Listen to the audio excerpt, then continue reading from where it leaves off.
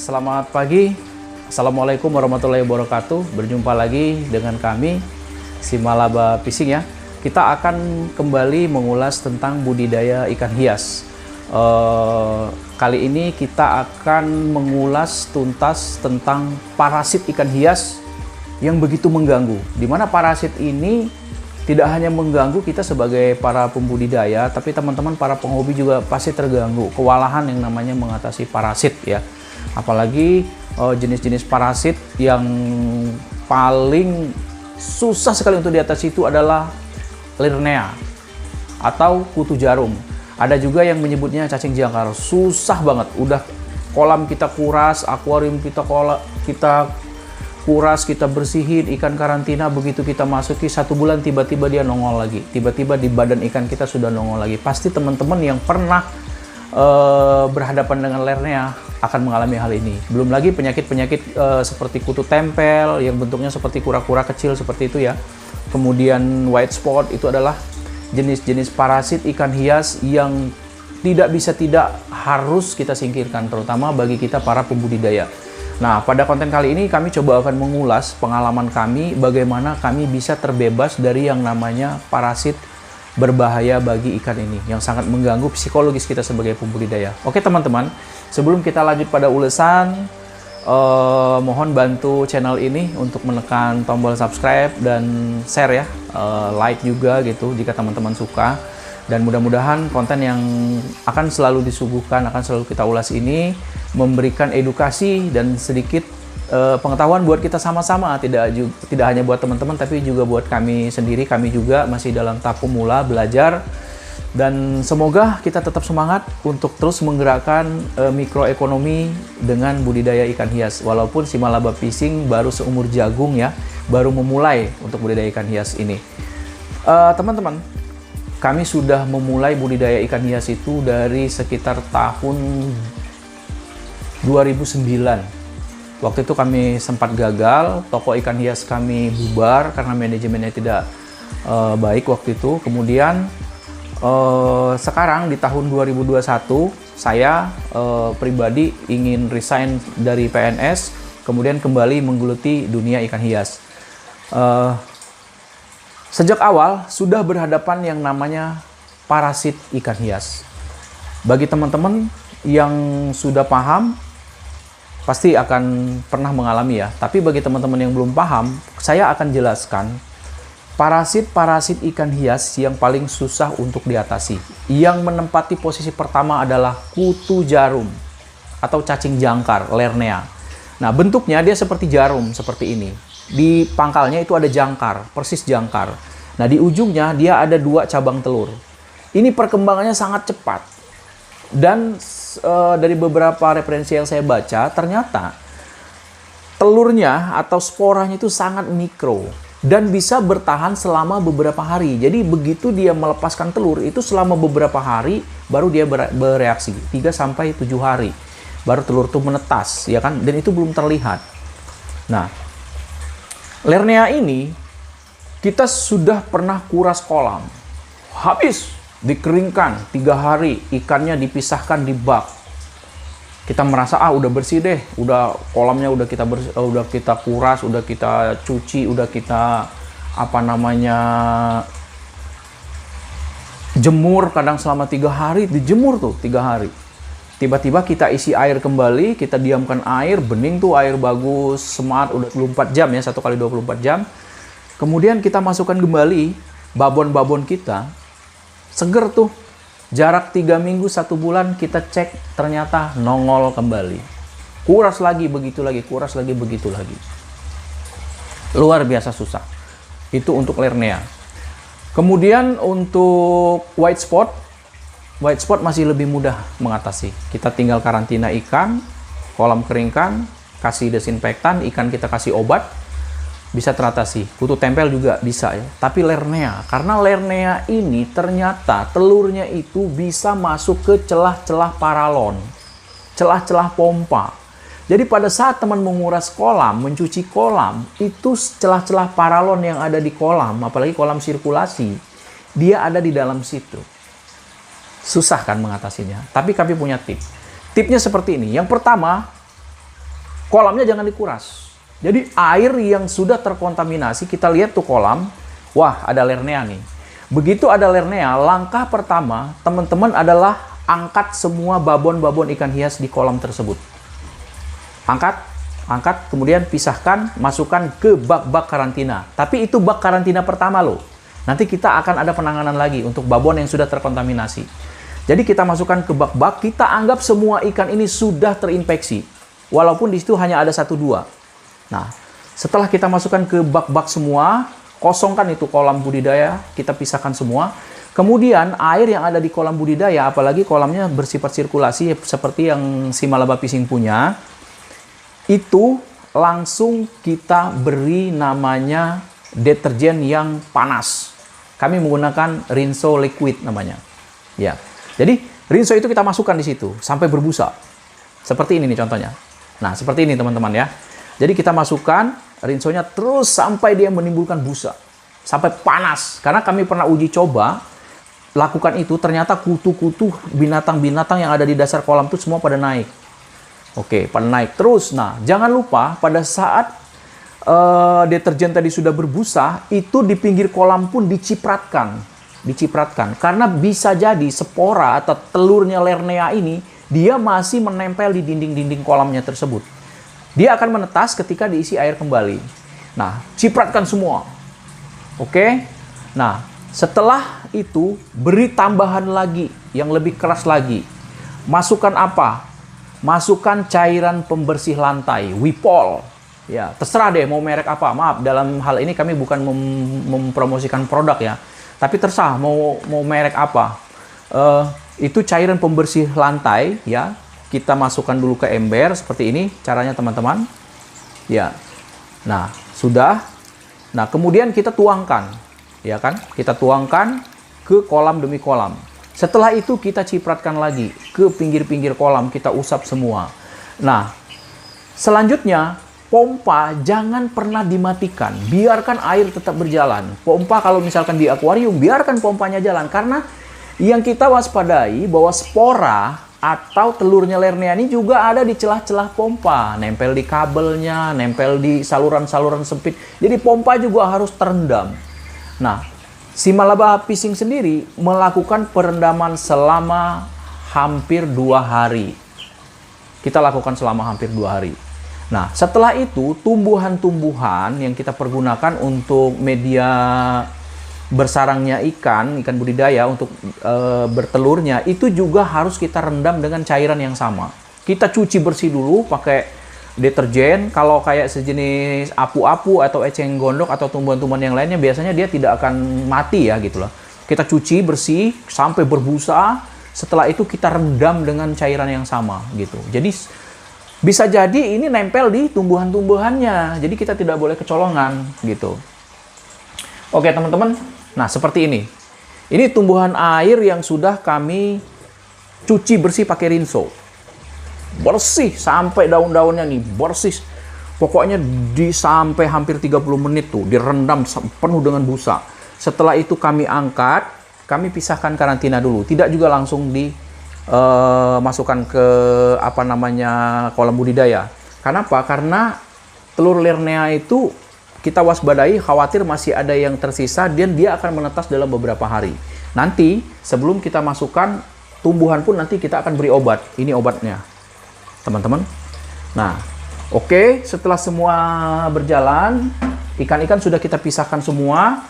Kemudian lakukan penanganan khusus terhadap ikan-ikan babon. Jadi yang tadinya kita pisahkan di bak-bak ya. Kemudian kita pisahkan lagi setelah dia 1 hari di bak. 1 hari di bak kita amatin tidak ada Lernea muncul di situ. Kemudian kita angkat kembali. Ini babon-babonnya contoh. Ini babon merbel kami. Ini dia udah produktif banget, udah punya anak nih. Anaknya ada 35 nih anaknya. Dari 3 indukan betina dan 1 indukan jantan ya. Nah, kami pisahkan, kami amati. Kadang-kadang hari ini dia tidak muncul, kita lihat besok muncul tuh Lernea. Iya, jahat banget tuh parasit itu. Muncul. Jadi, jangan kita anggap, wah bersih nih, masukin lagi ke akuarium. Udah, kecolongan. Nggak bisa seperti itu. Jadi kita lihat dulu, kita amati terus.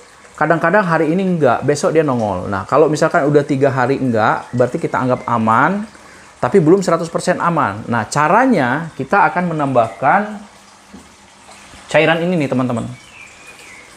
Teman-teman bisa beli, maaf kami tidak mempromosikan produk. Ini hanya untuk membantu bagi teman-teman aja.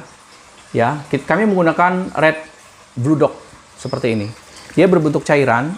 Nah, bagaimana cara penggunaannya? Cara penggunaannya kita tinggal masukkan saja cairan ini ke dalam akuarium ikan-ikan yang ini tadi yang sudah kita angkat ya. Kita angkat. Untuk akuarium seperti ini kita cukup masukkan 1 sendok aja, 1 sendok.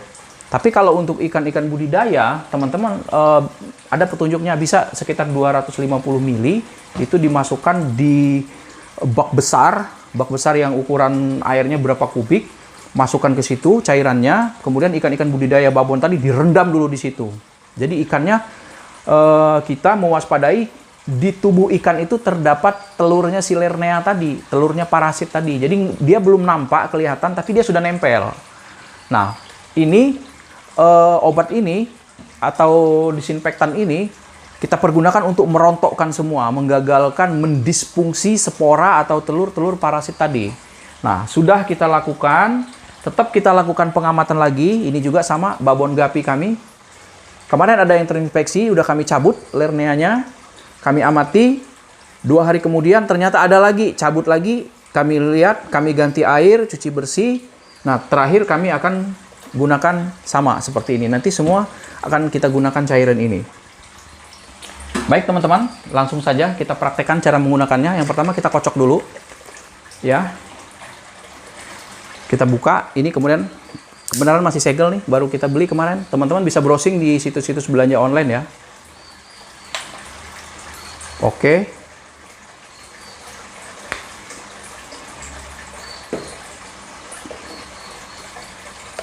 Nah, warnanya biru ya teman-teman, namanya Red Bulldog ya. Maaf kami bukan sedang melakukan promosi berbayar. Tapi ini sebagai rekomendasi bagi teman-teman yang saat ini sangat kewalahan mengatasi parasit. Kita masukkan aja 1-2 sendok untuk 1 akuarium.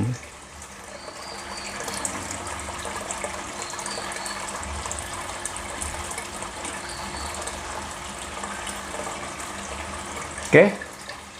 Seperti ini teman-teman. Ya.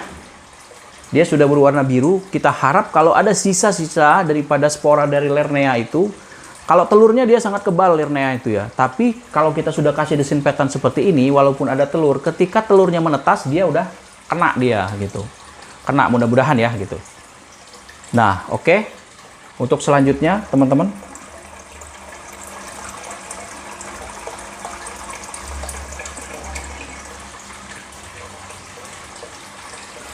Seperti itu. Ya. Kemudian untuk neon tetra kita babon, walaupun tidak terinfeksi tetap kita karantina dan tetap kita berikan cairan yang sama. Sekali lagi ini untuk antisipasi.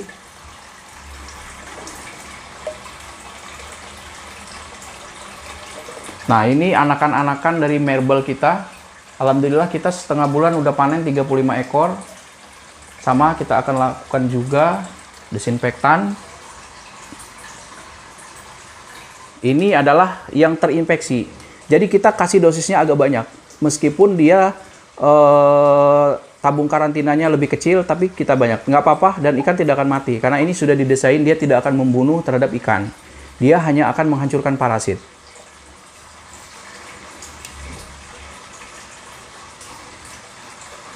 Kita berharap kalau ada sisa-sisa parasit yang menempel di badan mereka itu akan bisa teratasi.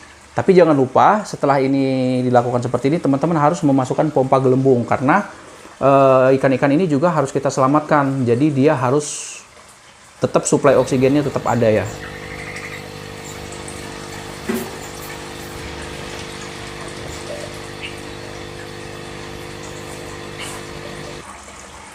Baik teman-teman, untuk pejantan dan betina ikan marble kita, babonnya ya, kita juga kasih. Seperti ini teman-teman. Biarkan di karantina mereka selama 24 jam. Nanti amatin lagi. gitu. Dan jangan pernah remehkan tanaman air. Karena ikannya sudah kita desinfektan, sudah kita karantina, sudah kita obatin. Tapi tanaman air tidak kita lakukan, itu kita akan kecolongan. Karena bisa jadi parasit itu dia menempel. Walaupun ini sudah kita cuci pakai cairan Wipol, udah kita rendam pakai deterjen, udah semua kita lakukan. Daun-daunnya semua walaupun nggak menyentuh air tetap kita lakukan. Nah, terakhir tetap dia juga harus diberi cairan desinfektan ini.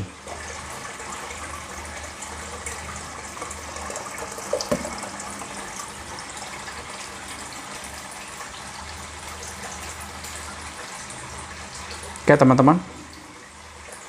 Seperti ini.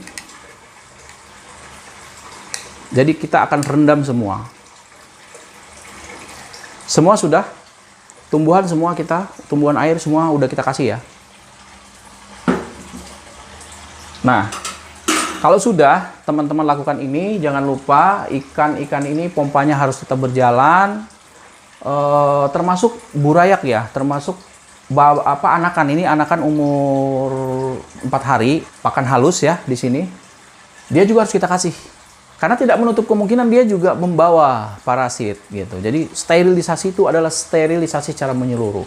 Sambil menunggu kolam, kita rendam dulu, pompa berjalan, biarkan mereka. Nanti selesai, pompa kita kuras, kita cuci bersih, aroma-aroma deterjen dan aroma-aroma Wipol pembersih lantainya semua udah kita bersihkan, kita bilas beberapa kali, kita rendam kembali. Kolam tersebut sebelum kita masukkan ikan ini sama, kita juga beri cairan ini. Ya.